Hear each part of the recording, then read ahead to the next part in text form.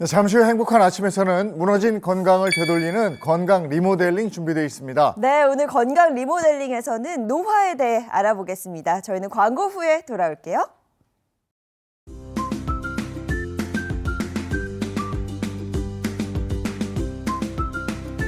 안녕하십니까. 행복한 아침 이재용입니다. 안녕하세요, 정예인입니다. 오늘은 2월 21일 금요일이고요.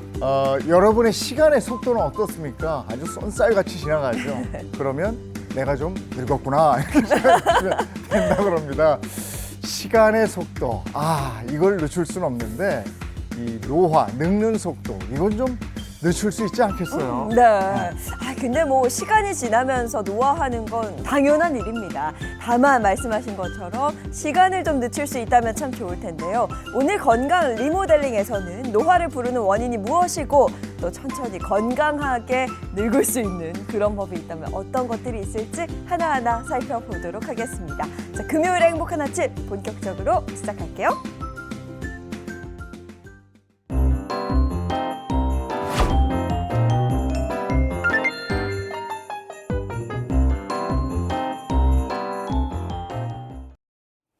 네, 주말을 앞둔 금요일 아침입니다. 오늘 아침에는 어떤 소식이 들어와 있을까요? 모닝픽부터 시작하겠습니다. 조현정 시사평론가와 함께합니다. 어서 오세요. 네, 안녕하세요. 안녕하세요. 네, 오늘 첫 번째 모닝픽 어떤 겁니까? 네, 오늘의 첫 번째 모닝픽은 금 따라 헐헐입니다. 뭐 금값이 고공행진하고 있다는 소식은 저희가 모닝픽을 통해서도 여러 번 전해드렸는데요. 금 따라 헐헐, 뭐가 함께 오른다는 네, 건가요? 금 따라서 같이 올라가는 건데요. 이 금값이 오르면서 은과 구리값까지 동반 상승하고 있다는 소식입니다. 현지 시간으로 지난 18일 기준 국제 금 가격은 올해 들어서 온스당 2,641달러에서 2,949달러로 12% 가까이 올랐는데요. 은과 구리는 더 많이 올랐습니다. 은은 약 14% 올랐고 구리는 12% 넘게 급등했습니다. 또 은과 구리 관련 금융상품들에도 수요가 몰리면서 수익률도 급등했는데요. 코덱스 은선물, 코덱스 구리선물 ETF도 각각 787억, 49억 원대의 거래 대금이 몰리면서 각각 11% 넘게 상승했습니다. 네, 불확실성에 의한 안전자산 선호 현상 이렇게 얘기를 하는데 은과 구리도 계속 오를 것 같습니까? 네, 아무래도 금값이 좀 단기적으로는 이게 좀 고점까지 도달했을 수도 있다 이런 관측이 나오면서 그러면은 상대적으로 저평가된 게 은이랑 구리가 아니겠느냐 해서 여기로 가는 건데요. 은과 구리의 특징은 또 하나가 금처럼 귀금속 수요도 있지만 산업 수요도 높다는 점에 주목하고 있습니다. 은과 더불어서 구리 가격도 이 미국의 관세 정책 영향으로 당분간 상승세를 유지할 가능성이 크다는 전망도 나오는데요. 미국이 주요 원자재에 대한 관세를 부과할 가능성이 높아졌잖아요. 그래서 관세를 본격적으로 부과하기 이전에 미국에서 재고 쌓기 수요가 지속되고 있는 거예요. 때문에 구리의 강세가 이어질 것으로 보고 있습니다. 글쎄 이 자산 가격이 조금 더 가긴 하겠습니다만은 부자들은 이미 다 샀다는 거. 네, 이거 잘 보셔야 되는 거죠. 네. 다음 픽 전해주시죠. 네, 두 번째 모닝픽은 노인 연령 상향입니다. 네, 정부가 45년째 그대로인 이 법정 노인 연령 상향 추진을 공식화했습니다. 자세한 소식 전해주시죠. 네, 지금 노인 연령의 기준이 되는 건 노인복지법에 따르고 있습니다. 근데 이 법안이 1981년에 만들어진 법안이거든요. 이 노인복지법은 지하철 무임승차, 공공시설 무료 이용, 이렇게 경로 우대 대상을 만 65세 이상으로 규정하고 있는데요. 정부가 법정 노인 연령을 상향하는 이유는 아무래도 예상하시다시피 복지 지출을 줄여서 미래 세대 부담을 같이 줄여보겠다는 의도로 풀이됩니다. 행정안전부에 따르면 65세 이상 주민등록 인구가 2008년에는 전체 인구의 10% 정도를 차지했는데요. 지난해 말에는 전체 인구의 약 20%를 차지하는 수준으로 크게 증가했습니다. 이 만 65세 이상 주민등록 인구가 전 국민 5명 중에 1명이 된다는 거예요. 굉장히 많은 거죠. 그래서 65세 이상 이 초고령 사회, 본격적으로 진입했고 이로 인해서 연금 지급이라든가 어떤 보험료 이런 것들 의무적으로 써야 되는 돈도 같이 늘어나게 된 겁니다. 근데 의무 지출이 늘어나면 나라 살림이 아무래도 빠듯해질 수밖에 없고 갈수록 이 세금을 내는 사람은 줄어들 것이고 그러다 보면 미래 세대의 부담이 커지기 때문에 이걸 조정을 해보자 하는 거죠. 미래 세대 부담을 줄이기 위해서 노인 연령을 상향 조정한다. 그러면은 이 복지 공백이 또 생기는 건데 이 부분에 대해서는 어떤 뭐 대안이 있습니까? 그러니까 이게 은퇴 나이 생각해도 그렇고 사실 그마저도 상황이 좋아서 정해진 은퇴까지 꽉 채운 분들이나 60세까지 일하시고 그런 것도 있잖아요. 근데 이 복지 공백이 항상 문제인데 복지 공백은 월급 받는 기간을 늘려서 해결한다는 게 정부의 구상입니다. 우선 노동자, 사용자, 정부의 사회적 대화를 토대로 해서 정년 연장 또는 폐지, 정년 후 재고용 등 계속고용 로드맵을 조속히 마련하기로 했고요. 양질의 노인 일자리를 만들고 고령자 대상 취업 서비스도 확대할 방침입니다. 그러면 노인 연령은 몇 살로 상향되는 거죠? 그게 아직 정확히 정해진 건 아닙니다. 복지부 관계자는 노인 연령을 몇 살로 올릴지, 어떤 제도를 대상으로 노인 연령을 올릴지 앞으로 논의해 가야 된다고 밝혔는데요. 실제 법 개정에 착수하더라도 상당한 진통이 예상됩니다. 지금 그런 거예요. 지하철 탈 때, 뭐 연금 받을 때, 요양급여 타야 될 때 이런 게 기준이 다 나이가 조금씩 다르거든요. 그래서 정부는 이 노인복지법상 경로우대 부분뿐만이 아니라 기초연금, 노인장기 요양급여 등등 해서 각종 사회보험의 기준도 함께 높이겠다는 계획입니다. 근데 그러려면 관련 법안들, 이 기초연금법, 국민건강보험법 등 이렇게 관련한 법안들도 개정이 필요한데 당장에 올리느냐 마느냐, 1살 올리냐 2살 올리냐 이걸로도 참 많은 이견이 있잖아요. 그러니까 지금은 사실 정해진 거는 딱 올리긴 올릴 거다. 여기까지만 정해진 거예요. 그래서 앞으로 좀 더 지켜봐야 될 것 같습니다. 미래 세대에 부담을 주지 않아야 하고 그리고 이미 다수가 되어버린 노인층의 복지도 생각해야 되고 갈 길이 참 바쁜데 네. 매일 뉴스 볼 때마다 답답하기만 하고 이거 뭐 어떻게 돼야 될지 모르겠습니다. 자, 다음 이슈 전해주시죠. 네, 세 번째 모닝킥은 처벌 대신 승진입니다. 네, 근데 처벌이라는 건 처벌을 받아야 할 이유가 분명 있었을 텐데 처벌 대신 승진? 잘 이해가 가질 않습니다. 그냥 승진하기도 힘든데 처벌받아야 될 사람은 승진을 해야 됐다는 건데요. 감사원이 조사했습니다. 이 감사원에 따르면 한국철도공사가 음주운전으로 행정처분을 받은 직원들을 징계하지 않고 오히려 승진시키거나 표창한 것으로 드러났습니다. 감사원이 2021년 1월부터 2024년 4월까지 음주운전으로 적발된 한국철도공사 직원 186명에 대한 처분을 확인해 봤더니 그 결과 각각 37명, 44명이 징계 없이 승진하거나 표창을 받은 것으로 조사가 됐는데요. 음주운전을 하고도 징계를 안 받았다? 여기까지도 놀라운데 더 놀라운 건 이 기관사와 설비원이 음주운전으로 적발된 당일에 열차를 운행하거나 승차장 안전문 점검 업무를 수행하는 일도 있었다는 겁니다. 감사원은 공사에 음주운전으로 적발된 해당 직원들을 내부 징계 규정에 따라서 조치하고 철도 종사자에 대한 음주 측정과 관리 감독을 철저히 하라고 주문했습니다. 열차를 이용하는 승객들이 얼마나 많고 이거 정말 사고 나면 큰일 나는 건데 음주를 하고 업무를 했는데 그냥 그날 업무하고 그것도 이상한데 승진까지 했다. 그러니까요. 야, 이거 음주운전 말고도 근데 또 다른 거 해서 적발된 사례도 있다면서요? 네, 감사원은 병가를 내거나 근무 시간 중에 노조 활동을 신청해 놓고 그걸 따르지 않고 해외여행을 가거나 경마장을 출입한 사례도 적발했습니다. 2022년 1월부터 2024년 4월까지 이들이 782일을 병가나 노조 활동이라는 목적과는 다르게 사용한 게 드러난 겁니다. 이에 대해서 감사원은 한국철도공사에 주의를 촉구하고 내부 징계 규정에 따라 조처하고 과다 지급된 연차 수당도 회수하라고 통보했습니다. 또 불량 콘크리트 침목에 대한 납품 사실을 알고도 이게 불량이다라는 걸 알고도 무기난 직원 6명에 대해서 주의를 요구했는데요. 그러니까 이게 계약을 체결한 업체가 아니라 다른 업체가 이 콘크리트 침목을 납품하고 있다는 걸 알고도 가만히 있어 눈을 감았고 네. 그 결과 그 중에 많은 양이 불량품이었던 것으로 이번에 드러난 겁니다. 그러니까 말도 안 되고 정말 안전이 너무 우려되는 거예요. 거기다 다 이렇게 들어가는 항상 점검할 때 들어가는 침목인 건데 그렇게 해서 이제 규격 미달 침목은 전량 교체하고 선로 점검을 강화할 것을 요청을 했고요.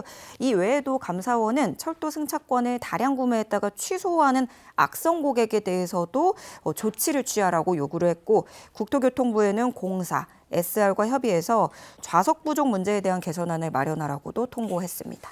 저런 문제 직원들을 징계도 못하고 승진시키는 그 내부에 어떤 구조적인 문제가 있을 텐데 이거 한번 들여다 봐야 될 것 같고요.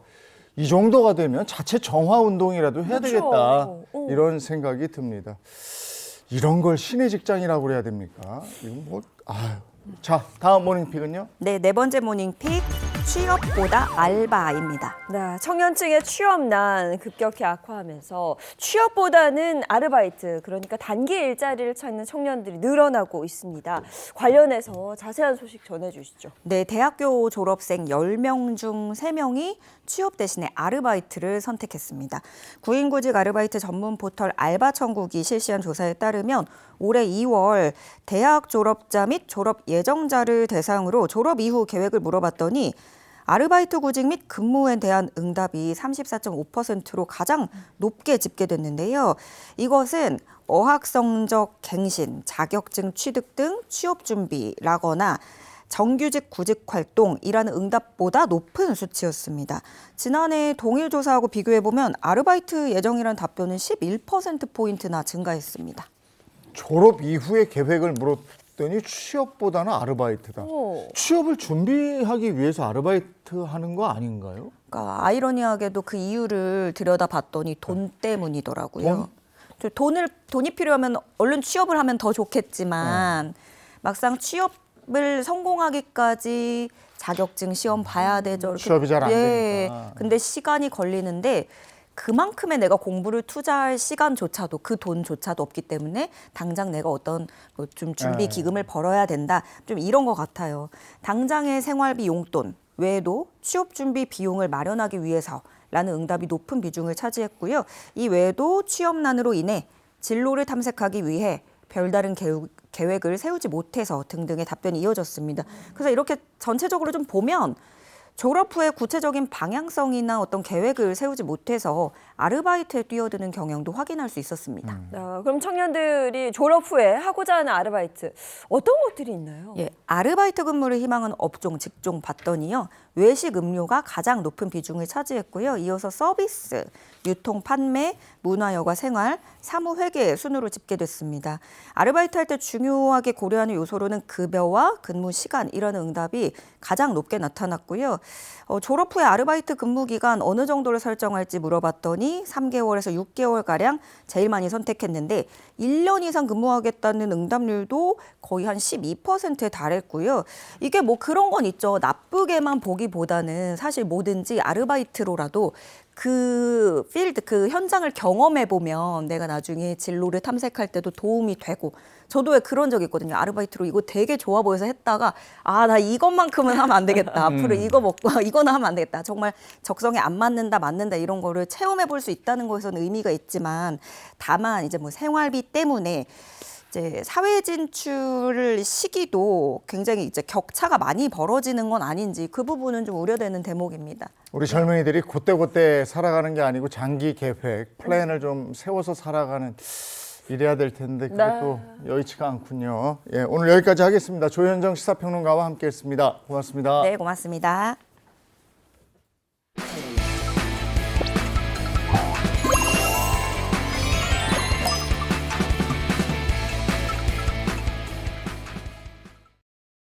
네, 행복한 아침 함께하고 계신 지금 시각이 7시 45분을 향해 가고 있습니다. 이번에는 우리 건강 챙기는 건강 리모델링 진행을 하도록 하겠습니다. 오늘 함께해 주실 우리 주치의 선생님들 소개해 드릴 텐데 이 두 분 먼저 소개해 드릴게요. 항상 대기실에서 뭔가를 짜고 있던데 보는 맛이 있습니다. 아, 저희는 좋은데 이 두 분에게는 매주 미션이더라고요. 네. 네, 제가 먼저 소개해 드릴게요. 든든한 주치 양기영 소화기 내과 전문의와 개그우먼 이경 씨 모셨습니다. 어서 오세요. 행복한 아침. 네, 반갑습니다. 자, 그리고 장민의 신경과 전문의와 민혜영 가정의학과 전문의도 함께합니다. 안녕하세요. 안녕하세요. 네, 반갑습니다. 좀 풀리나 했더니 지난주도 그렇고 이번 주도 그렇고 굉장히 추운데 그 뭐 이렇게 추위를 견디기 위해서 특별히 해본 거, 내 건강을 다지기 위해서 해본 거 뭐 있습니까? 아, 뭐니 해도 이제 보양식이죠. 예. 저는 요즘에 생닭이 좀 마트에 가니까 저렴하길래 한 대여섯 마리 사와가지고 그걸 푹 삶아가지고 아, 살을 다 찢어가지고 닭곰탕을 아. 예, 제가 이렇게 하고 있어요. 그냥 고기만 따로 다 찢어 놓으면은 한 줌씩 해가지고 딱 먹으니까 예. 좋더라고요. 보양식은 안 드셔도 괜찮을 것 같은데. 또 이렇게 건강을 위해서 보양식을 시켜요. 남편 주려고. 네, 다 날 위해서 했어요. 네. 남편 주려고. 우리 장민욱 선생님은 어떻게 하실까요? 아니 저는 이제 지난주에 정월대보름 때 예. 견과류 구매 좀 많이 했거든요. 아. 네, 그래서 그거 이용해서 우유랑 뭐 바나나 이렇게 같이 오, 갈아 맛있겠다. 네. 맛있게 잘 먹고 있습니다. 예. 네, 아, 근데 반성하게 되네요. 남편 주려고 아무것도 안 하지. 이제부터라도 좀 해야겠다라는 네. 생각을 하면서 사실 평소에 이렇게 음식을 잘 챙겨 네. 먹으면 나이보다 좀 젊어 보이고 어차피 우린 시간 지나면 다 늙잖아요. 네. 근데 좀 천천히 노화의 시계를 늦출 수 있지 않을까 이런 생각이 듭니다. 노화의 시계를 늦추기 위해서는 활력 중요하고 활력을 보충하기 위해서 우리가 먹는 것도 중요하고 그럼요. 그렇잖아요. 예, 오늘 건강 리모델링에서 집중적으로 알아볼 얘기는 뭡니까? 그래서 제가 오늘은 좀 오늘 중점적으로 소개해드릴 건강 키워드를 하나 준비를 했는데요. 힌트를 좀 드릴 테니까 맞춰보세요. 네. 자, 제가 소개할 이것은요. 고대 마야 그리고 또 아즈텍 문명에서 신들의 음식이라고 불렸어요. 오, 네. 신들의 음식. 주로는 음료 형태로 많이 소비를 했다고 하고요. 맛이 좀 썼다고 해요. 써. 쓴맛? 쓴맛 칡. 칡은 쓰고 칡차로도 마시고 그러지 않을까요? 이제 봄이 되니까 봄에 나오는 나물 있잖아요. 쓴박이 이런 거 아니에요? 그렇죠. 봄나무 아니면 저는 뭐 더덕이나 뭐 도라지 좀 쓰거든요. 이제 칡과 그쪽이 아닐까 싶긴 한데. 답이 좀 안 나오는 것 같아서 제가 아, 그래요? 힌트를 좀 하나 더 드리도록 아직도 하겠습니다. 안 나왔어요? 자, 이거는 이게 단순한 기호식품이 아니라요. 그 정말 약으로 쓰였던 건데요. 아까 방금 마야, 아즈텍 말씀하셨는데 이 마야와 아즈텍에서는 이거를 피로회복제나 활력 증진제로 사용했다고 합니다. 그리고 또 전사들, 그때는 전쟁 많았으니까 전사들이 전쟁터에 나가기 전에 이 음료를 마시는 것이 굉장히 일반적이었다고 하네요. 그리고 이것은 그 소화 장애나 아니면은 염증 치료 또 해열제 등으로 쓰였고요. 아까 신들의 음료. 신들의 음식 이렇게 말씀하셨잖아요. 네. 그래서 이게 아주 굉장히 마법적인 효능이 있다고 생각이 돼서요. 신들한테 올리는 이 곡물로도 사용된 바 있다고 합니다. 근데 양기영 선생님 지금 저희한테 힌트를 주신 거예요. 어려워졌어. 어렸을 때 장학 퀴즈에서 보면 이렇게 힌트를 막 주시고 있어가지고 한번 해보고 싶었습니다. 이게 똑똑한 사람들의 문제야. 정말. 다 알 거라고 생각해. 네. 더 어려워졌어요. 근데 이게 염증 치료라는 이야기를 들으니까 저는 왠지 생강이나 마늘 뭐 이런 거일 수도 있지 않을까 싶거든요. 쓰다 쓴 것 중에 뭐 어디 전쟁에 나갈 때 이걸 쓴 거를 먹어? 저는 뭐 전혀 모르겠어요. 네. 나도 말하지 말 걸 그냥. 네, 아예 모르겠습니다. 이거 정답이 좀 궁금한데. 이게 뭐지? 쓴맛 나는 게 뭐지? 아시겠 모르겠죠. 네. 이건 좀 저희가 들어야 될 것 같아요. 요 아마 제가 봤을 땐 며칠 전에도 다들 드셨을 거예요. 한 일주일 전에 다들 그래? 드셨을 거거든요. 우리가요? 쓴 거를?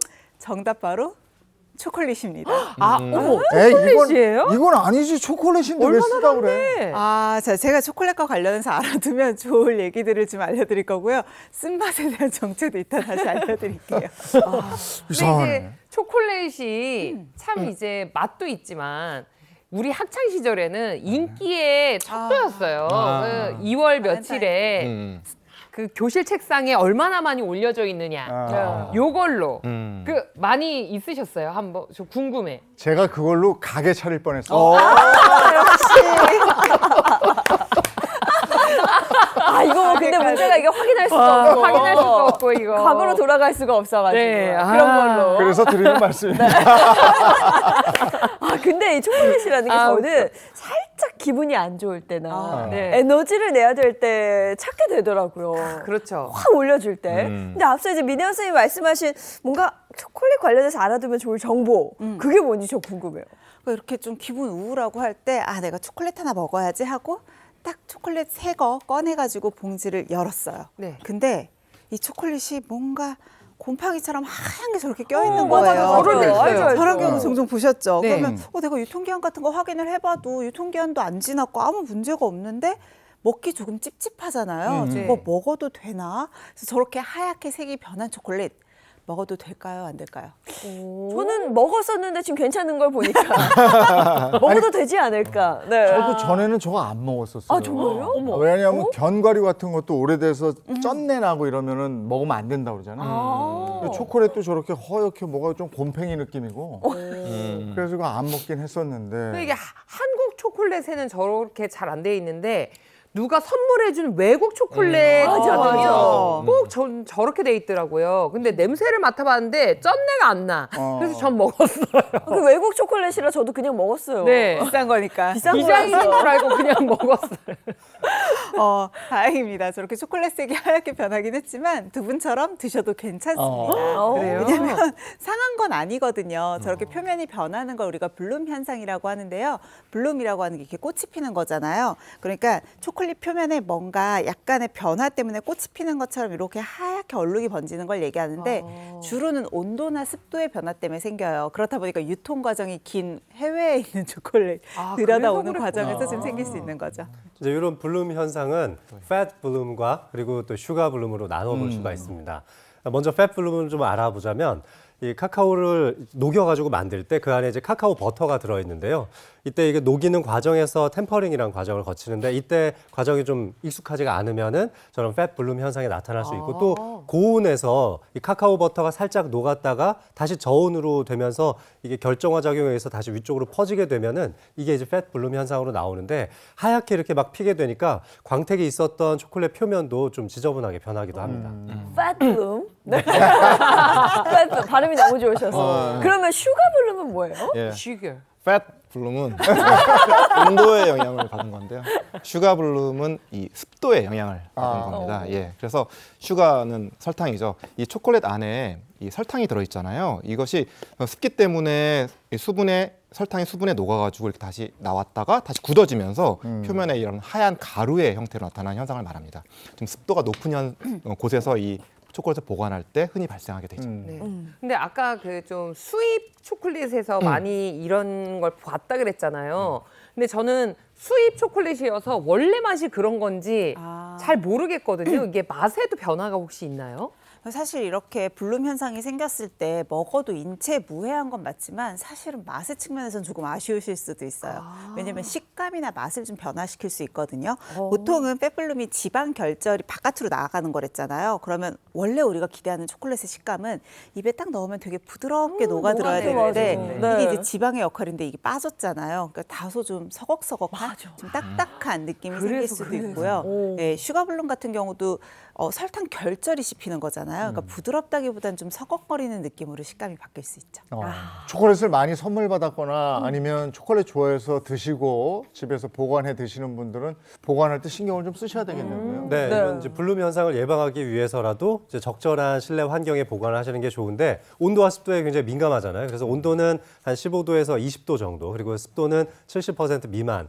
예, 그렇게 좀 안쪽에다가 보관을 해주시면 좋겠고 네. 너무 이제 고온 환경에 노출되면은 팻블룸이 생길 수 있기 때문에 굉장히 이제 맛이 떨어지게 되죠. 그리고 이걸 냉장고에 보관하시는 분들도 있는데 이게 너무 차가워지면 식감이 또 많이 안 좋아지잖아요. 네. 그래서 적절하게 실온에서 건조한 곳에서 보관하시기를 추천드립니다. 네. 근데 이렇게 딱딱하게 좀 굳어서 먹었을 때 좀 서걱거리는 초콜릿은 정말 맛없어요.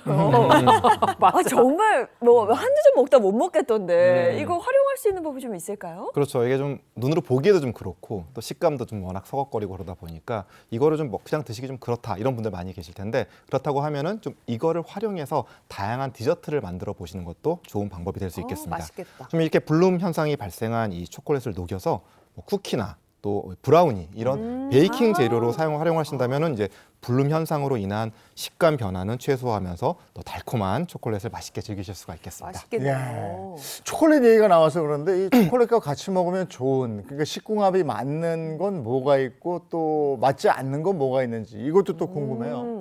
이 초콜릿과 일단 궁합이 좋은 건 가장 대표적인 게 견과류죠. 우리 많이 드실 거예요. 뭐 아몬드나 호두나 피칸, 캐슈넛 이런 것들과 함께 먹었을 때 맛적인 밸런스에서도 고소한 맛과 단맛의 조화가 굉장히 좋고요. 또 견과류가 건강한 지방과 단백질이 풍부해서 영양적인 밸런스도 좋습니다. 또 의외로 궁합이 좋은 게 초콜릿과 치즈의 궁합이거든요. 약간 와인 좋아하시는 분들이 네. 많이 즐겨서 찾는 궁합인데요. 고소한 치즈와 초콜릿 단맛의 밸런스가 굉장히 조화롭습니다. 이럴 때는 주로는 좀 단맛이 적은 다크 초콜릿과 고르곤졸라나 까망베르 같이 약간 쿰쿰한 향이 나는 치즈를 곁들이는 걸 좋아하시더라고요. 자, 이렇게 초콜릿하고 궁합이 좋은 음식도 있는 반면에 또 나쁜 같이 먹지 않는 게 좋은 그런 음식들도 있지요.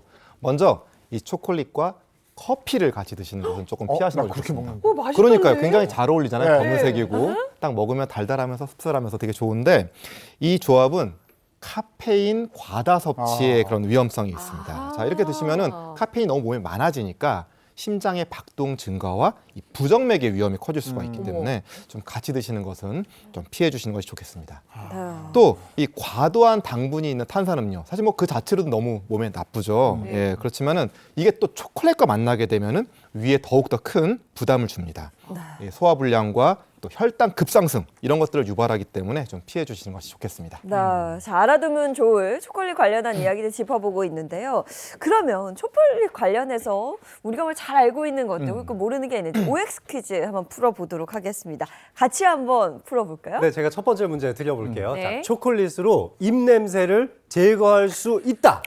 있다고 생각하시면 O, 없다고 생각하시면 X 들어주세요. 하나, 둘, 셋. X. 저는 X. 저도 X. 왜 희경 씨 X예요? 이거 확실합니다. 이건 제 경험담인데요. 네. 저희 남편이 초콜릿을 사주길래 제가 한번 먹어봤어요. 네. 맛있게 먹고 얘기하는데 갑자기 저희 남편이 여보 하해. 아, 정말. 아 너무 싫어서 왜 이랬더니 원래 초콜릿을 먹으면 좀 이게 양치를 해야 되는 건가 이런 제가 너무 이게 치욕스러운 역사인데 제가 몸으로 알고 있습니다. 이건 X입니다. X. 저도 X 된 이유가 잠깐은 그 초콜릿의 향기로 뭔가 입냄새 가릴 수는 있지만 네. 일정 시간이 지나고 나면 저는 좀 악취가 나지 않을까? 그래서 저는 X. 아 이거 경험담 같은데 아니에요. 네. 나처럼 근데 지금 단기 치료 효과 물어보는 거 아니었어요? 입냄새가 일단 날 때 초콜릿을 먹으면 달콤한 향으로 위장할 수 있지 않을까? 그래서 저는 오 들었는데. 반기면 오. 아니던데. 아니 장기적으로는 병원에 가야지. 장기가 신랑이 먹자마자 바로 말했는데. 그래요? 정답은 단기 효과는 있다고 궁금한데? 그러는데. 자, 정답은요. 네. 입냄새 제거할 수 있습니다. 아, 자, 그런데 이거는 다크 초콜릿일 경우에 해당이 되는데요. 역시. 설탕이 함유되어 있는 초콜릿은 좀 효과가 떨어지는데 다크 초콜릿 속에는 이제 폴리페놀 성분도 들어있고 또 불소 성분도 들어있어서 이런 것들이 항생제 작용으로도 역할을 하거든요. 그래서 입냄새 제거에 도움이 분명히 되는데 근데 당분이 많이 들어있는 초콜릿을 드셨을 때는 네, 맞아요. 나중에 이제 좀 당분이 분해되면서 시큼한 냄새가 날 수 있기 그렇죠. 때문에 네, 그래서 그런 초콜릿보다는 다크 초콜릿을 구매하시는 게 좋고 또 이런 설탕이 많이 들어있는 것은 입냄새뿐만 아니라 치아 건강에도 나쁜 영향을 미칠 수 있으니까 주의하실 필요가 있겠습니다. 다크 아니었거든요. 네. 밀크였죠? 설탕 많이 들어간 거. 네. 예, 맞아요. 초콜릿. 예. 자, 다음 질문은 제가 한번 드리도록 하겠습니다. 네. 자, 초콜릿이 노화 예방에 도움이 된다라고 생각이 되시면은 맞다. 이거면 O, 아니다. 이러면 X 한번 들어주십시오. 하나, 둘, 셋. 오. X. 저도 옵니다. 오, 네. 아니 일단 먹으면 기분이 좋아지잖아요. 그러면은 진짜 행복회로 확 돌면서 젊어질 것 같아 나는. 네. 설득력 있다. 저는 이 초콜릿은 카사노바의 음식이다. 와인, 굴, 초콜릿. 이거였잖아요. 그래요? 그럼 맞는데? 그래서 이게 활기에 도움이 되지 않을까. 그러면 너무 뭐 설득력이 노화 있는데? 예방에도 도움이 되지 않을까. 오, 그럼 O. 설득 당했어요. 당했어요. 저는 O. 정말. 네, O로 바꾸겠습니다. 네. 정답 O. 오, 다들 너무 훌륭하십니다. 자, 초콜릿은 노화 예방에 도움이 됩니다. 그런데 사실 이거는 아까 뭐 설탕 얘기 자꾸 나오고 그랬었는데 네. 다크 초콜릿 여기에만 좀 해당하는 역시. 그런 네. 예. 카카오 이 함량이 높은 이 다크 초콜릿은 아까 말씀드렸듯이 플라보노이드와 폴리페놀과 같은 이런 강력한 항산화 성분이 풍부하게 들어있는데요. 그러다 보니까 이 성분들이 노화를 일으키는 활성산소를 제거하고 또 세포 손상을 줄여서 피부와 신체 노화를 늦추는 역할을 합니다. 그런데 아무래도 이제 카카오 함량이 높은 게 중요하잖아요. 카카오 함량이 70% 이상인 다크 초콜릿을 선택하시는 것이 효과적이고요. 매일 20에서 30g 정도, 그러니까 한두 조각 정도 섭취하면 노화 예방에 도움이 될 수 있습니다. 반면에 방금 말씀하셨듯이 설탕이 많이 들어간 달달하고 우리 마음을 행복하게 해주는 그런 초콜릿은 오히려 노화를 좀 촉진시킬 수 있다고 하니까 설탕 함량 잘 확인하시고 좀 그런 것들을 조금 줄이시는 것이 좋겠습니다. 네. 함량 70% 이상. 70%. 이상. 근데 이것도 한 72 정도는 달콤한 맛이 있어서 먹을만 해요. 먹다 보면 또 괜찮거든. 요 앞에 초콜릿 있는데 한번 네. 먹어보고 희경 씨가 생생한 맛 얘기를 좀 해주세요. 난 다크는 또 취급 잘 안 하는데. 아, 이게 먹다 보면 괜찮아. 이것도 단맛이 좀 있잖아. 이게 70%예요? 이 정도면 단맛이 좀 느껴지는데요, 진짜로. 괜찮은 것 괜찮죠? 같아요. 너무 겁을 먹었나 봐요. 이 정도까지는 먹을 수 있을 것 같아요. 70%까지는. 야, 근데 80 넘어가고 90 가고 100 가고 이런 거. 그럼 못 먹어요. 예, 저도 못 먹어요. 그러면. 저는 70 정도 딱 도전해 보시면 요거 좋을 것 같아요. 괜찮은데? 시청자분들도. 괜찮네요. 자, 그래서 오늘 저희가 이렇게 초콜릿에 대해서 노화와 상관관계를 알아보고 있는데 중요한 건 그냥 보통 아이들이 좋아하는 그 달달한 초콜릿이 아니고요. 방금 저희가 맛을 본 이 설탕 함량이 적은 다크 초콜릿이 노화 예방에 도움이 된다 이렇게 얘기를 해주셨습니다. 자, 그럼 본격적으로 노화에 대해서 한번 알아볼게요. 장 선생님. 네, 자 먼저 테스트 한번 간단히 좀 해봤으면 좋겠는데요. 다 같이 하실 수 있는 테스트 한번 준비해봤습니다. 한번 나와 보실까요? 오늘 다 같이? 네. 오늘은 다 같이 해요? 네, 저도 우와. 한번. 네. 네, 좋습니다. 테스트라잖아. 네, 아, 테스트?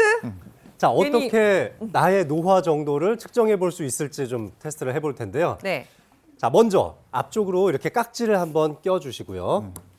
자, 이 깍지를 밑으로 쭉 내려서 내려서. 네, 자, 이 다리를 발을 넘겨주시면 되겠습니다. 뭘 깍지 넘겨? 앞쪽으로 어머, 이게 네, 넘어가요? 넘어주시면 되겠고요.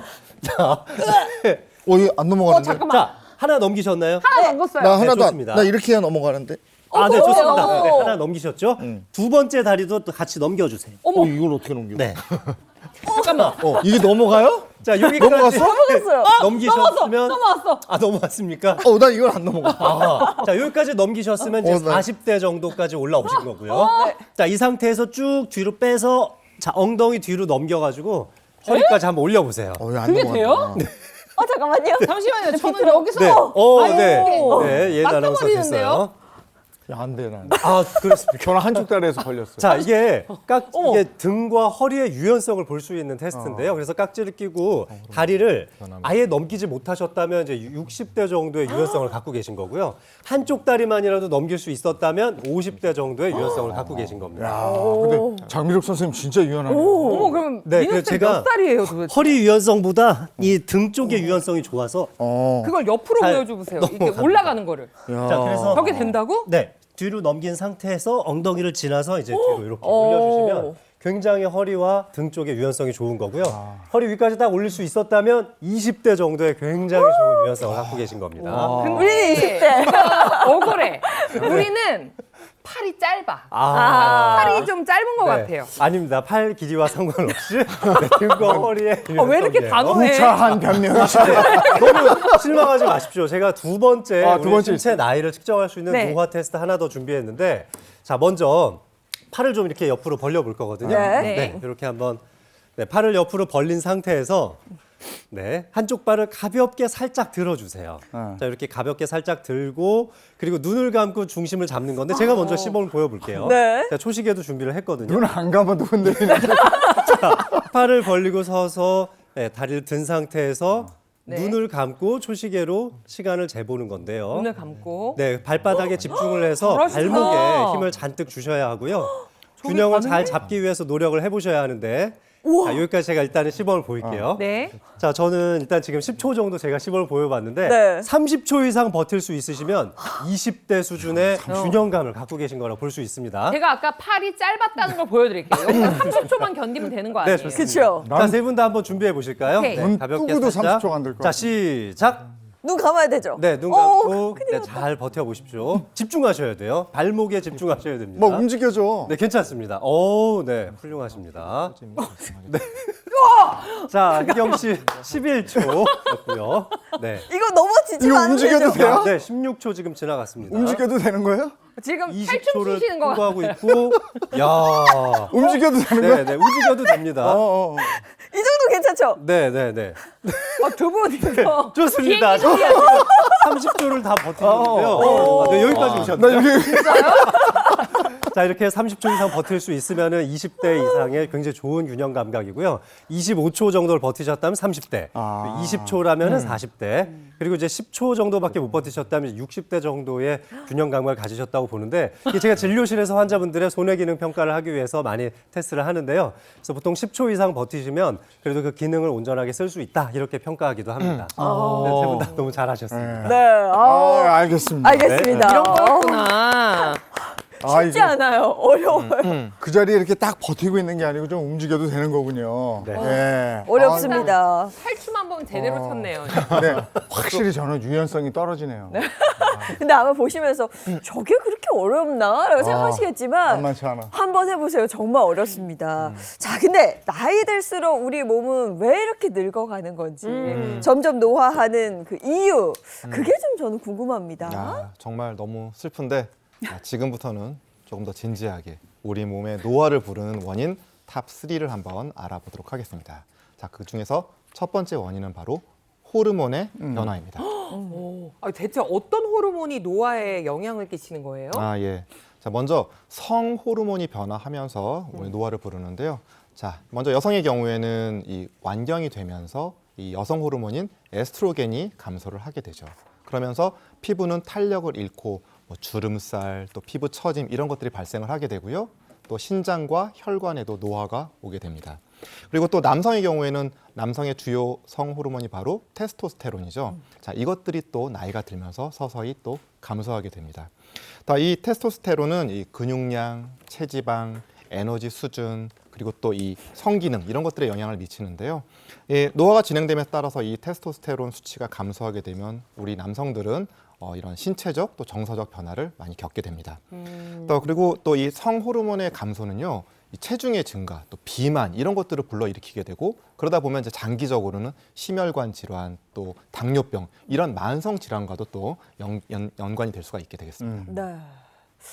자, 이렇게 성호르몬이 노화에 끼치는 영향에 대해서 이제 설명을 해주셨는데요. 이번에는 조금 비슷하지만 다른 호르몬, 성장 호르몬의 영향에 대해서 좀 설명을 드릴까 해요.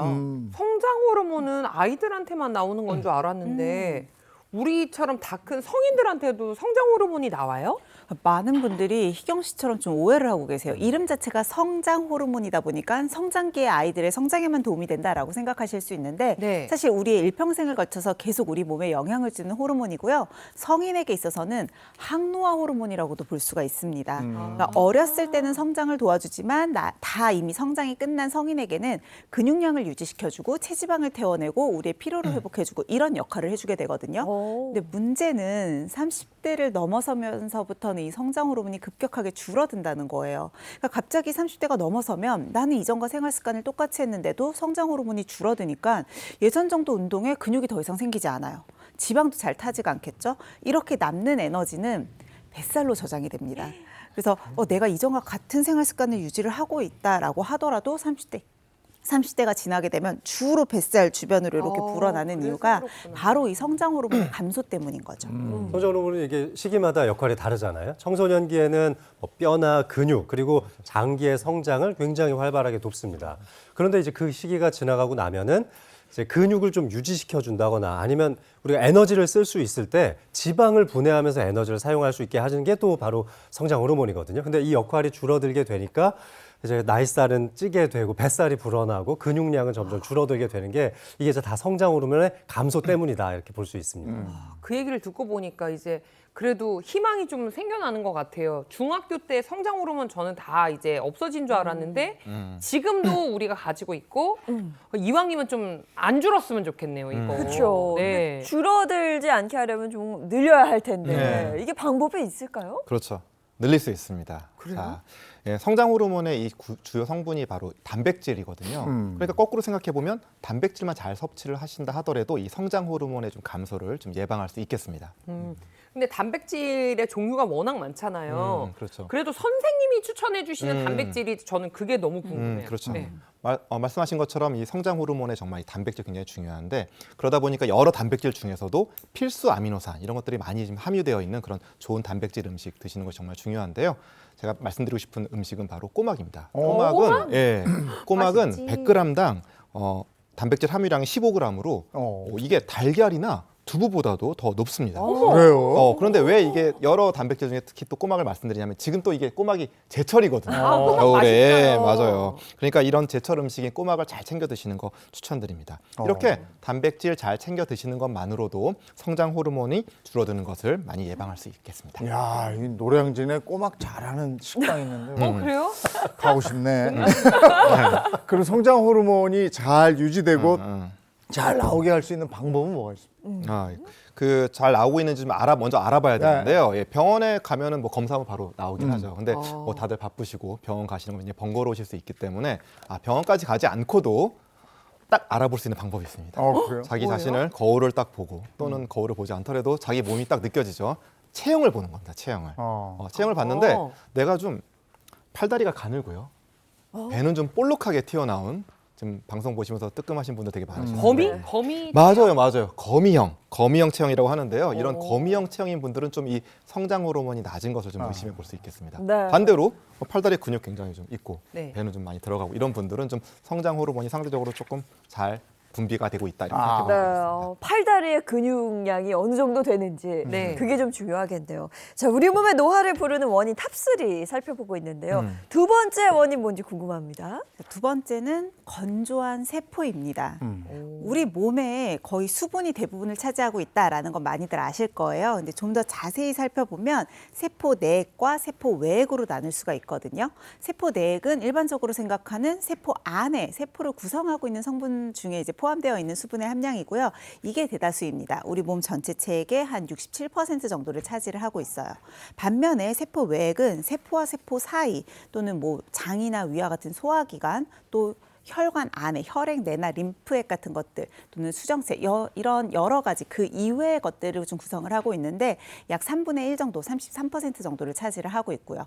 두 가지가 모두 중요하겠지만 그중에서도 우리의 생명활동에 특히나 중요한 건 세포 내액이라고 볼 수가 있어요. 그러니까 세포 안에는 충분히 수분이 있어야 이 본연의 기능들을 해줄 수가 있거든요. 그래서 충분하게 수분이 채워져 있는 세포가 우리 몸을 젊고 생기고 건강하게 만들 수가 있습니다. 그런데 잘못된 생활 습관이나 노화 같은 것들이 이제 쭉 지속이 되다 보면 보통은 영양소 밸런스가 깨지게 돼요. 특히 무기질의 밸런스가 깨지거나 pH 밸런스가 깨지면 삼투압 현상에 의해서 밖에 있는 수분을 세포 안으로 끌어와야 되는데 이게 쉽지 않게 되면서 세포가 점점점 건조해지게 되는 거죠. 아니, 피부가 건조하다는 얘기는 많이 듣고 경험도 했는데 세포가 건조한 거는 뭔지 잘 모르겠어요. 근데 이거는 내가 알 수 있는 방법은 뭐가 있습니까? 이제 세포가 건조해지면은 우리 몸이 보내는 여러 가지 신호가 있거든요. 자, 이 신호를 이용해서 자가 진단 설문지를 한번 만들어 봤습니다. 각자 몇 개 정도 해당되시는지 한번 맞춰보시죠. 네, 세포 건조 자가 진단법 살펴보겠습니다. 자, 1. 갈증을 자주 느끼고 식은땀을 흘린다. 2. 눈이 뻑뻑하고 침침하다. 3. 음식을 삼킬 때 사례가 자주 든다. 4. 유독 뼈와 그쵸, 뼈죠? 네. 아니면 배와 뼈와 턱에 군살이 붙는다. 그리고 5. 하체가 자주 붓는다. 6. 상처가 잘 생기고 낫지 않는다. 자, 이거 궁금한데요. 저는 일단 가볍게만 체크해도 4개 정도. 4개? 네. 뭐 이렇게 많아? 제가 일단 눈이 뻑뻑하다. 자주 뻑뻑해요. 이건 안구 건조증이 원래 좀 심하고 음식 삼킬 때 벌써? 사례가 좀 진짜 그래요? 네, 요거는 최근에 느끼고 있는 많이 안 좋은 벌써 건가? 나하고 다니다 이렇게 됐나? 이거 그리고 아직 아닌데. 이거. 저 하체가 굉장히 자주 붓고요. 이것도 옛날부터 그랬고 요즘 상처가 그렇게 잘 안 나와요. 그래요? 뭔가 분위기가 왜 이러죠? 근데 이거 너무 궁금한 게요. 턱에 군살 붙는 건 알겠는데 뼈에 군살이 어떻게 붙어요? 이게 배예요. 배예요? 네, 배에 배입니다, 군살이 배. 많이 붙는다. 아, 배. 배. 아, 저도 한 3개 그러면 했는데요. 저도 해당이 또 되네요. 저 뼈 때문에 빠져나가려고 그랬거든요. 여기서 몇 개가 해당이 돼야 되는 건가요? 저 3개입니다. 3개? 저도 3개. 3개 정도. 3개 이상 해당되셨다면 세포 건조를 좀 의심해 볼 수 있고요. 이 지금 6개 중에 5개 이상 해당되셨다면 세포 검사가 상당히 진행됐다고 볼 수 있습니다. 야, 근데 그게 음식을 삼킬 때 이렇게 자꾸 살에 드는 거. 네. 이것도 세포 건조와 관계가 있어요? 그러니까요. 자, 이게 어떻게 해서 도대체 연관이 되는지 한번 제가 차근차근 한번 설명을 드려보도록 하겠습니다. 자, 세포의 이 수분 부족 때문에 이 우리 몸이 건조해지게 되면은 치매 분비량도 이제 줄어들게 됩니다. 자, 치매 분비량이 줄어들면 우리가 음식을 먹을 때 이게 원래 침이랑 음식이 잘 이렇게 자연스럽게 섞이면서 삼켜지게 되는 건데 삼킴에 좀 어려움이 생기게 되겠죠. 네. 자, 그러면서 사례가 잘 들리게 되는 겁니다. 수분이 부족해서 침이 안 나오고 사례가 들리는 이제 그런 거죠. 자, 그런데 그거 말고도 이 구강과 관련해서 자, 우리 몸에 수분이 부족하다라는 것을 잘 알 수 있는 또 하나의 또 굉장히 쉬운 지표가 하나 있는데 그게 바로 구취입니다. 입냄새. 입냄새. 자, 이게 입이 좀 건조하게 되면은 이 안에서 세균들이 굉장히 많이 좀 잘 번식을 하게 됩니다. 그러다 보면 밖에서 사람들이 알 수 있는 그런 심한 입냄새가 날 수도 있게 되는 거죠. 그렇구나. 근데 혹시 다쳤을 때 상처가 유독 더 잘 나거나 그 상처가 잘 안 아무는 경우도 있는데 이것도 세포 건조 때문에 그런 게 맞나요? 그렇죠. 자, 이 수분 건조, 이 몸이 건조해지는 것도 바로 이 면역력하고 바로 관계가 있는데요. 이 면역력이라고 하는 거 잘 아시겠지만 우리가 외부에서 여러 가지 물질들이 들어왔을 때 이거를 이겨내고 우리 몸을 방어하는 게 바로 이 면역력인데 아무래도 이게 수분이 없고 이렇게 몸이 건조해지면은 이런 면역력이 떨어지다 보니까 상처도 잘 나고 또 나면 잘 낫지 않고 이런 현상들이 일어나게 되는 겁니다. 그 화분에 물 주듯이 저는 제 세포에게 좀 물 좀 주고 싶은데 선생님 저 어떻게 하나요? 방법이 있을까요? 방법 있죠. 세포 건조를 막을 수 있는 가장 좋은 방법은요. 물을 드시는 것보다 효과적인 방법 알려드릴게요. 체온을 올리는 겁니다. 사실 우리 몸을 구성하고 있는 최소 단위가 세포이잖아요. 이런 몸속 세포나 조직, 장기 같은 것들이 정확하게 활발하게 움직이기 위해서 가장 중요한 게 수분도와 체온이에요. 일반적으로 체온이 낮게 되면 세포 자체가 활동을 잘 하지 않게 되니까 수분을 흡수할 수 있는 능력도 떨어지게 되거든요. 그러면 체온을 올리기 위해서 따뜻하게 입는 게 좋냐? 심부 체온이기 때문에 그렇게 겉을 보호하는 것보다는 근본적으로 안에서부터 열을 내는 게 좋거든요. 그러기 위해서 제일 좋은 건 운동이겠죠. 근데 이제 우리가 근력 운동을 하면 더 도움이 되는 건 맞는데요. 조금 더 효율적으로 운동을 하시려면 하체 위주의 근력 운동을 하시는 걸 추천을 드립니다. 근육은 체온의 40% 정도 이상을 만들어낼 수 있는 기관인데 이 또 근육 중에 거의 70% 가까이가 하체에 몰려 있거든요. 그래서 좀 더 효율적으로 체온을 올리기 위해서는 하체 근력 운동을 열심히 하시는 게 좋고 이걸 통해서 여러분들의 세포 건조도 막을 수가 있는 거죠. 이 세포가 건조하다는 건 내 몸이 건조하다 뭐 이런 뜻일 텐데 그 왜 저 연세 드신 분들 목욕탕에서 이렇게 보면 이 몸이 이렇게 허옇게 각질이 일어나고 이런 거 있어요. 맞아요. 그러면 이 각질이 일어나서 허옇게 되고 이런 거는 노화의 위험 신호인가요? 네, 맞습니다. 피부가 이렇게 좀 하얗고 각질이 일어나면서 가려움 현상이 생기고 있다면 네. 피부 건조증, 역시 세포가 건조해지고 있다는 증거이기도 한데요. 이제 이런 경우에는 피부 그 자체에서부터 생성되는 지질 성분 또 천연 보습 성분들이 줄어들게 되면서 이렇게 각질이 일어나게 되는데 이렇게 하얗게 일어나거나 울긋불긋해지면서 가려움증이 심하게 생기죠. 특히 이런 가려움증은 밤잠을 설칠 정도로 굉장히 심하게 나타나기도 하는데 얼마나 힘들까. 낮보다 밤에 훨씬 더 많은 가려움증을 느끼고 계시다면 피부 건조증 또 세포가 건조해지고 있다는 증거이니까 병원을 방문해 보시길 추천드립니다. 저 가려움 못 견디거든요. 이렇게 맞아요. 벅벅 긁게 되는데 이거 어떻게 해야 돼요? 사실 긁으면 더 증상이 악화되거든요. 그래서 무작정 긁는 것보다는 생활 습관을 통해서 좀 교정을 해주시는 게 좋은데요. 특정 질환으로 인한 가려움증은 그 질환을 특히 내분비계 질환들이 좀 유발을 할 수가 있어요. 질환에 대한 치료가 필요하겠지만 이런 걸로 인한 피부 건조증이 아니라면 생활 습관 교정만으로도 충분히 증상이 좋아질 수 있습니다. 사실 요즘같이 건조할 때 피부 건조증 더 심해지게 되거든요. 대기와 피부가 바로 맞닿아 있잖아요. 그래서 가장 먼저 신경 쓰셔야 되는 건 대기의 습도예요.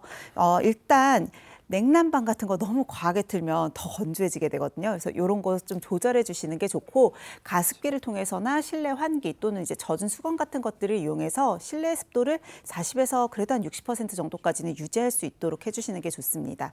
또 많이 건조하신 분들이요. 건조하니까 목욕하면 좀 촉촉해지겠지 하고 자주 씻는 분들도 계세요. 근데 목욕은 오히려 피부를 더 건조하게 만들거든요. 그래서 그냥 하루에 한 번 정도만 하시는 게 좋고 한 번 목욕을 하실 때에도 15분 이내로 빠르게 끝내시는 게 좋습니다. 더불어서 가장 중요한 거 목욕 끝낸 직후에 바로 보습제를 발라주셔야 돼요. 얼굴은 좀 그렇게 하시는 분들이 많은데 몸은 좀 밀어두시는 분들이 많더라고요. 근데 물기를 닦아내고 2분 정도가 지난 다음에는 보습제를 바르지 않으면 오히려 피부가 더 건조해질 수 있으니까 이 타이밍 잘 지켜주시고요.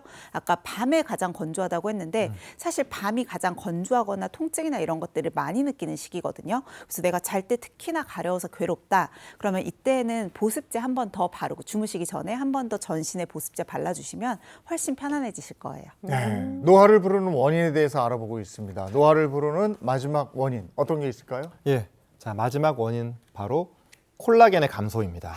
콜라겐 많이 들어보셨죠? 네. 예. 그래서 이 콜라겐에 대해서 조금만 좀 자세히 설명을 좀 드려보도록 하겠습니다. 자, 콜라겐은 자, 피부에서 봤을 때요. 세포와 세포가 서로 이렇게 잘 지탱할 수 있도록 도와주는 그런 역할을 하는 그런 단백질입니다.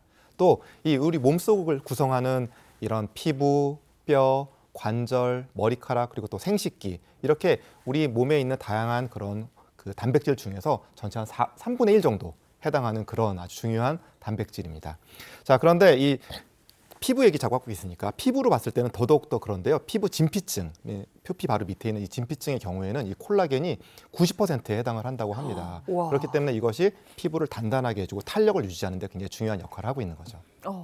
자, 콜라겐은 가늘고 긴 단백질이 세 가닥이 나선형 형태로 꼬여 있는 상태로 만들어져 있는데요. 그 샤프심 중에 조금 두꺼운 샤프심이 한 1mm 정도 되죠. 네. 그 정도 크기의 콜라겐이 있으면 40kg 정도의 무게를 지탱할 수 있습니다. 와, 샤프심 크기만 한 게요. 그렇죠. 그런 샤프심 정도의 가느다란 콜라겐으로 장애인 아나운서 정도의 무게를 드러낼 수가 있는 거죠. 그 정도로 굉장히 강력한 이 힘을, 장력을 유지할 수 있는 게 바로 콜라겐인데 이게 우리 몸 전신에 퍼져 있기도 하고 피부에도 많이 들어있잖아요. 그러니까 우리 피부가 중력의 영향에 의해서 쭉쭉 밑으로 처지고 다 이 아래쪽으로 처지는 것을 방지해주기 위해서 이 콜라겐이 꽉꽉 잡아주고 있다고도 생각해 볼 수 있겠습니다. 그러니까 한마디로 우리가 이렇게 쫙 잡아당겼다가 금방 놔도 금방 이렇게 제자리 돌아오는 돌아오네요. 게 다 콜라겐의 역할이고 콜라겐이 이처럼 세포와 세포를 아주 끈끈하게 잘 붙여주고 연결해주는 역할을 한다. 이렇게 보시면 되겠습니다. 네. 근데 피부가 굉장히 좋았던 분들도 갱년기를 겪으면서 피부 탄력이 떨어졌다 이런 얘기를 많이 듣는데 이 완경과 콜라겐에도 관계가 있는 거예요? 깊은 관련이 있죠. 물론 뭐 여성들의 피부 노화를 에스트로겐만의 탓을 할 수는 없겠지만 에스트로겐이 굉장히 중요한 역할을 하는 건 맞거든요. 왜냐하면 에스트로겐 자체가 콜라겐을 지켜주는 역할을 하기 때문에 완경이 되면서 이 수치가 떨어지게 되면 급격하게 콜라겐이 파괴하게 되겠죠. 이것만으로도 피부 노화가 촉진이 되는데 사실 콜라겐은 히알루론산을 잡아주는 역할을 하거든요. 그러니까 결국은 완경이 되면 피부도 굉장히 많이 건조해지면서 더더군다나 빨리 탄력을 잃게 되는 거예요. 여성분들의 완경이 얼마나 콜라겐에 중요한 역할을 하냐면 일단 딱 완경이 됐다. 그러면 첫 5년 동안 내가 갖고 있는 전체 콜라겐의 한 30% 정도가 굉장히 빠르게 파괴가 되게 됩니다. 이때 특히나 감소의 속도가 워낙 빠르기 때문에 급격하게 주름지고 건조해진다라고 느끼시는 거예요. 또 여기서만 끝나는 건 아니죠. 이후로도 매년 한 2.1%씩 지속적으로 감소를 한다라고 하거든요. 그래서 많은 갱년기 여성분들이 갱년기 증상들이 불편하다라고 하지만 그 중에 하나 호소하시는 게 피부가 굉장히 건조해지고 거칠어지는 거예요. 그래서 우리가 연령별로 피부 건조증 환자들을 봤을 때에도 50대 이상이 가장 많은 것 중에 하나가 이 에스트로겐의 영향이라고도 볼 수 있습니다. 네.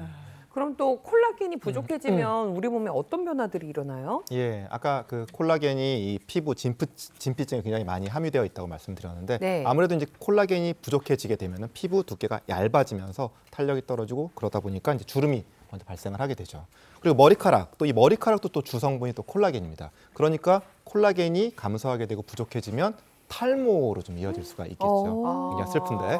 예, 그리고 눈 또 빼놓을 수가 없는데요. 눈에는 이제 각막과 결막인데 또 이 주성분도 또 이 콜라겐입니다. 그러다 보니까 이것이 하는 역할이 이 코팅 필링과 같은 그런 역할을 해요. 그래서 이 눈을 촉촉하게 그렇게 아주 잘 유지시켜 주는데, 자, 콜라겐이 감소를 했어요. 그러면 수분이 막 날아가겠죠. 그러면서 안구 건조증을 유발할 수가 있습니다. 그러니까 눈뿐만 아니라 잇몸에도 이 콜라겐이 굉장히 많이 함유가 되어 있는데, 이 콜라겐이 하는 역할이 이 치아의 뿌리, 이것들이 턱뼈에 딱 잘 붙어 있을 수 있도록 이 연결해주는 그런 역할을 합니다. 그렇기 때문에 우리가 딱딱하거나 질긴 음식을 씹을 때 이렇게 충격이 많이 가해질 거 아니에요. 네. 네. 이 충격을 턱뼈에 가해지는 충격을 좀 이렇게 완화시켜주는 그런 역할을 하게 됩니다. 네. 그렇기 때문에 거꾸로 생각해 보면 콜라겐이 부족해지면은 이 치아의 뿌리가 드러나면서 치주염이나 이런 것들까지도 잘 생길 수 있게 되겠죠. 네, 노화를 늦추려면 콜라겐이 중요하다.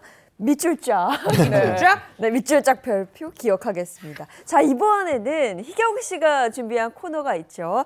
대신 이제 질문해주는 네. 그런 코너입니다. 대신 물어봐 드리겠습니다. 오늘도 제가 아주 궁금한 것들을 준비했어요.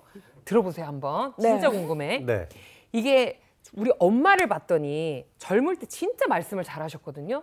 근데 점점 나이가 드실수록 그게 뭐더라? 그 있잖아 하면서 이제 말을 좀 조리 있게 좀 예전보다 못 하시는 거예요. 혹시 이 언어 능력도 노화를 하는지 이게 너무 궁금해요.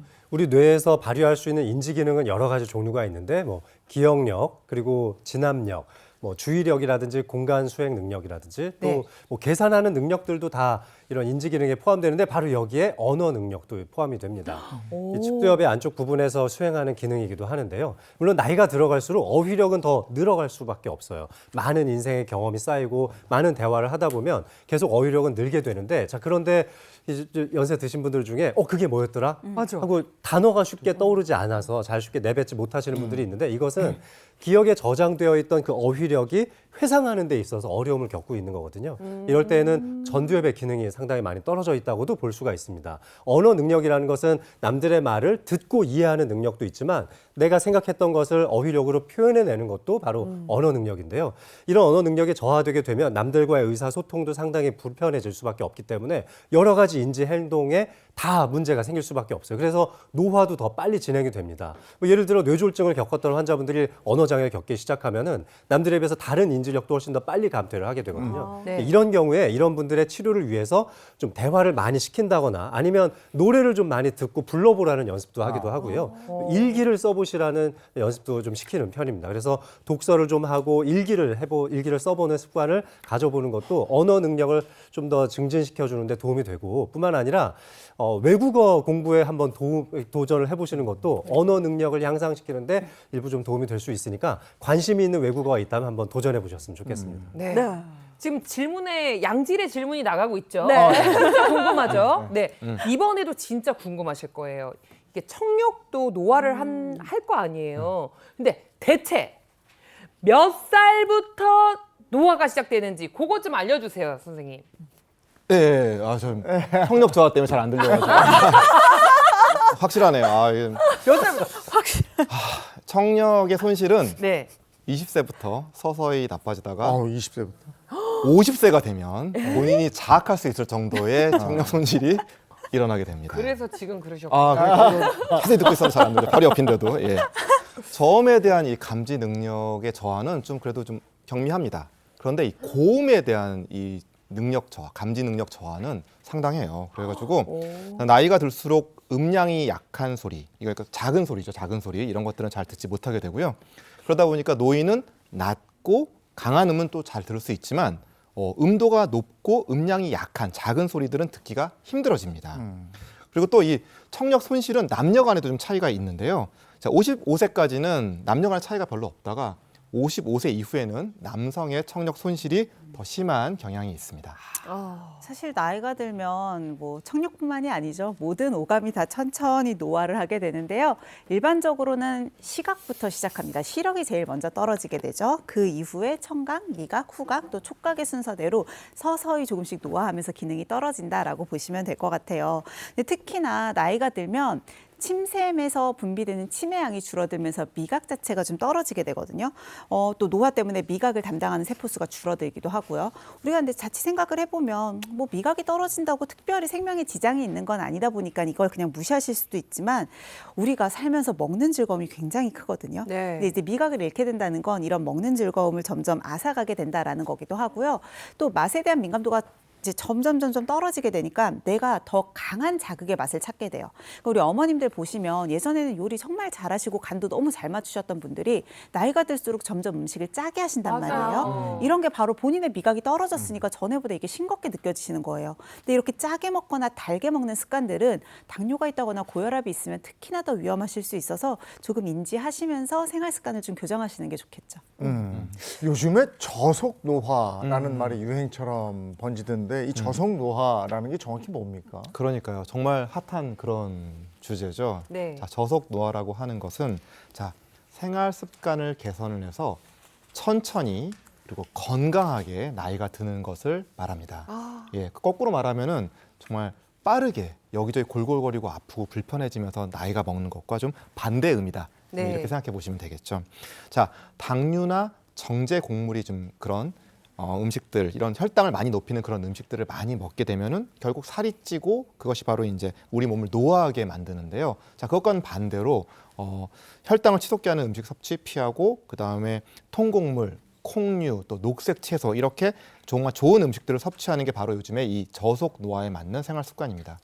최근에 뭐 2030이나 5060에 이르기까지 정말 이렇게 건강식에 대한 수요가 굉장히 높아지면서 이 저속 노화 지금 현재 굉장히 중요한 트렌드로 이미 자리 잡았습니다. 그러면 저 진짜 궁금한 게 있어요. 의사 선생님의 입장에서 가장 이상적인 저속 노화 식단이 뭔지 그게 궁금해요. 궁금해. 사실 제가 생각하는 가장 이상적인 저속 노화의 식단은 저만 인정하고 있는 게 아니라 WHO 세계보건기구에서도 지속 가능하면서도 건강한 식생활 문화로 인정을 한 식단이 있거든요. 지중해식 식사. 들어봤어요. 네. 뭐 채소나 과일, 또 견과류, 통곡물, 올리브유, 생선 같은 것들로 구성이 되어 있는 식단을 지중해식 식단이라고 이야기를 하는데 사실 이렇게 들으면 되게 먼 나라 이야기 같고 되게 어려울 것 같잖아요. 근데 저도 지중해식 식단 되게 많이 하고 있거든요. 그래서 제가 실제로 어떻게 먹는지를 좀 간단하게 설명을 드릴게요. 일단 아침에 제가 제일 잘 챙겨 먹는 건 그릭 요거트 종류이거든요. 여기에 과일이나 견과류를 살짝 얹어서 드시면 아침에 별로 헤비하지 않지만 포만감을 좀 오래 유지하면서 식사를 하실 수가 있고요. 점심에는 저는 주로 좀 간단하게 토스트나 아니면 샌드위치를 먹는 편인데 이때 빵을 통곡물 빵을 유지를 해주시는 게 좋습니다. 통곡물빵. 네, 여기에다가 뭐 달걀이나 올리브유 또 발사믹 비네가 같은 것 같이 곁들여서 채소랑 같이 해서 뭐 샐러드나 샌드위치의 형식으로 하시면 좋을 것 같고요. 마지막으로 저녁 식사로 드실 때에는 저희가 주로 좋아하는 건 이제 연어 같이 불포화 지방산이 풍부한 생선류인데 고기류보다는 생선류의 불포화 지방산이 더 풍부하기 때문에 이런 걸 스테이크로 구워 드시되 샐러드 간단하게 곁들이시면 좋아요. 가끔 올리브유 나는 입에 안 맞아 하시는 분들 있는데 우리나라식으로 따지면 들기름도 좋습니다. 이렇게 불포화 지방산이 풍부한 지방을 이용하시면 좋으실 것 같아요. 특히 이제 이 중에 저는 호두를 좀 강조하고 싶은데요. 호두가 우리 뇌하고 좀 비슷하게 생기기도 했잖아요. 호두 속에는 리놀렌산이라든지 오메가3가 포함이 되어 있는데 특히 리놀렌산은 기억력과 포함해서 뇌의 인지 기능을 향상시키는데 도움이 됩니다. 뿐만 아니라 오메가3 같은 경우는 나쁜 콜레스테롤 좀 줄여주면서 좋은 콜레스테롤 또 좋아지게 해줄 수 있는 이런 지질 대사 관련해서 좋은 영향을 미칠 수가 있죠. 이렇게 호두 속에 포함되어 있는 풍부한 불포화 지방산들이 심장마비라든지 뭐 심뇌 혈관 질환 등의 예방적 효과를 거둘 수 있으니까 꼭 좀 챙겨 드셨으면 좋겠습니다. 하루에 한 2알 정도만 드시면 적절합니다. 네. 난 또 너무 많이 챙겨드렸네. 저는 이게 호두가 뇌에 좋다 해가지고 마트에 가니까 요즘에 이런 큰 통에다가 팔더라고요. 그거로 한 줌씩 엄마 챙겨드렸는데 그건 좀 위험하겠네. 네, 네. 드시면 좋겠습니다. 뭐든지 과하면 안 되니까. 그렇죠. 그러니까요. 적당히. 한 2알 정도만 챙겨드려야겠어요. 저속 노화 식단에 대해서 알아보고 있는데 민혜연 선생님이 또 제안해 주실 게 있다고요. 네, 제가 저속 노화에 도움이 될 수 있는 가장 대표적인 식단이 지중해식 식단이라고 네. 했잖아요. 네. 얘기해 주신 대로 저도 호두를 늘 핵심으로 꼽거든요. 그래서 호두를 이용해서 간단하게 여러분들이 뭐 간식으로나 아침으로 챙겨 드실 수 있는 간식을 좀 소개를 해드릴까 해요. 텐데요. 제가 하는 요리는 늘 굉장히 간단한 게 포인트잖아요. 그래서 숨어야 돼. 네, 굉장히 쉬운 방법으로 2가지 알려드릴 건데요. 첫 번째로는 여러분들이 간식으로 드실 수 있는 호두 버터를 좀 만들어 볼까 합니다. 아까 마트에서 사셨다고 했죠. 네. 이렇게 그냥 호두 있으시면 사실 그대로 써도 되지만 호두 생으로 그냥 쓰시면 약간 떫은 맛이나 쩐내가 좀 날 수 있거든요. 그래서 일단 기름 없이 후라이팬에 살짝 볶을게요. 한 번 더 꺼야 되는구나. 맞아요. 약간 약한 불로 그냥 어렵진 않고요. 기름 전혀 안 두르셔도 돼요. 기름 자체가 워낙 안에 포함이 되어 있기 때문에 가볍게 이렇게 볶아주시면 됩니다. 한 1, 2분 정도 타지 않을 정도만 볶아주시면 되는데 우리는 시간이 없잖아요. 미리 볶아놨죠. 그래서 오른쪽에 이렇게 호두 볶아놓은 거 그대로 사용하시면 되는데요. 되게 간단해서 설명드리기 조금 민망하거든요. 그대로 일단 호두 부어주시고요. 믹서기에다가 호두에다가 소금 약간만, 간 살짝만 할게요. 소금 살짝. 살짝만 치고 이대로 갈아주시면 됩니다. 끝이에요? 소금을 넣는구나. 소금으로 간만 살짝 되어 있으면 끝이에요. 되게 간단하죠. 호두 버터라고 하셨는데 저걸 그냥 버터라고 생각하고 먹으라 이 말인가요? 사실 그대로 안에 지방이 워낙 많이 포함이 되어 있기 때문에 네. 이렇게 해서 갈아내면 네. 되는 거죠. 제가 안 보이게 제가 직접 갈아드릴까요? 제가 쓰는 믹서기랑 또 좀 다르네요. 네. 그래서 살짝만 네. 사실 믹서기는 살짝 집에 해주시면 다 되는데. 구비하고 계시기 때문에 본인의 그 믹서기 사용법에 맞게 집에서 맞아. 소금만 살짝 넣으셔서 갈아내면 그럼 완성이라는 거잖아요, 선생님. 그렇죠? 갈린 거는 보다. 갈렸다고 생각하고 있어요 지금. 그쵸. 사실 갈 때 하나 포인트만 알려드릴게요. 약간 꾸덕꾸덕 하거든요. 그래서 1분 정도 돌리시고요. 한번 섞어주세요. 그리고 또 1분 정도 돌리시고 섞고. 마지막에 다 완성이 됐다 싶으시면 그대로 드셔도 너무 고소하기는 한데 저는 꿀이나 알룰로스 살짝 섞거든요. 그러면 제가 보여드릴게요. 그렇게. 요렇게 딱 완성된 형태가 그냥 여러분들 시중에서 보시는 땅콩버터랑 되게 비슷한 모양이 진짜 나와요. 비슷하네요. 네, 그래서 꿀까지 살짝 넣기 때문에 되게 달콤하니까 빵이나 크래커 같은 거에 얹어서 같이 드시면 좋거든요. 네. 그리고 그냥 집에 이렇게 좀 당 함량이 낮은 요런 애들로 섞어서 드시면 되는데 목에 이렇게 발라서 먹는 거예요. 간식으로 드시기에도 맛있겠다. 좋고요. 호두 많이 드실 필요 없다고 했잖아요. 요렇게 크래커에 그냥 얹어가지고 한 하루에 2-3개 정도만 드셔도 하루에 필요한 호두를 다 드실 수 있거든요. 네. 요거 그러면 한번 알겠습니다. 저한테 한번 예, 요 바로 대표로 먹힌데. 드시죠, 대표로. 네. 제가 한번 대표로 네. 아니, 맛이 먹어볼게요. 너무 궁금한데요. 어우 고소해 일단. 맛있어요? 이거 시중에 파는 그런 땅콩 버터잼하고 네. 거의 느낌은 비슷한데 훨씬 더 고소해요.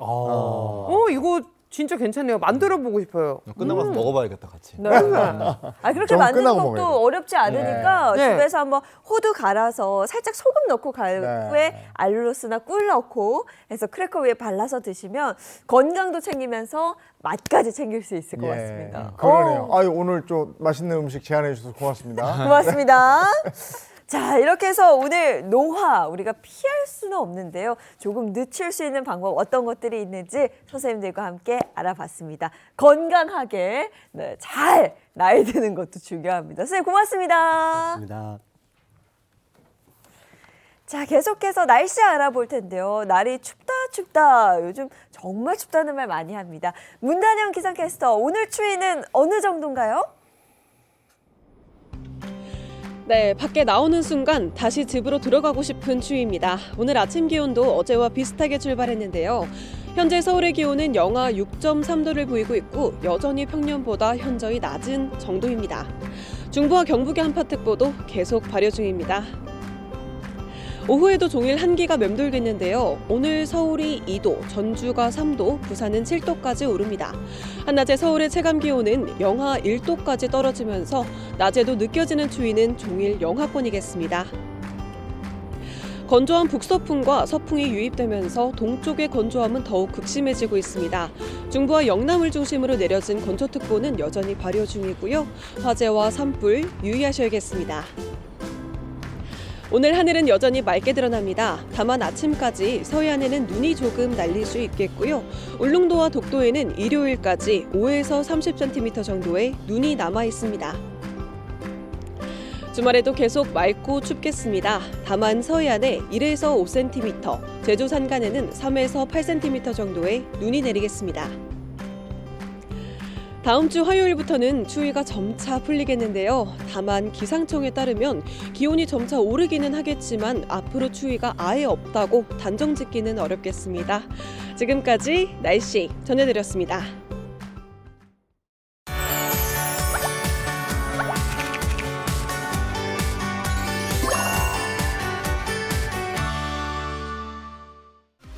(2025) 소상공인시장진흥공단 신년 기자간담회가 지난 20일 서울 중기중앙회에서 열렸습니다.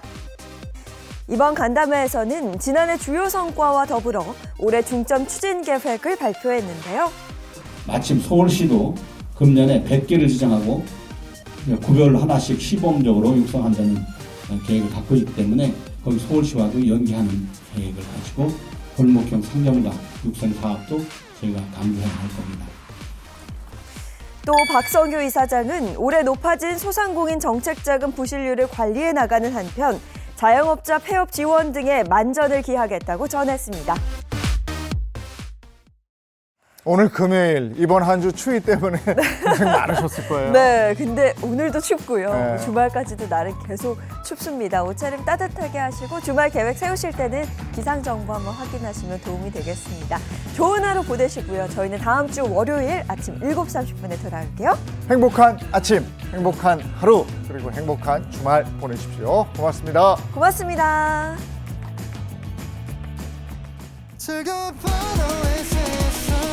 Say the next channel A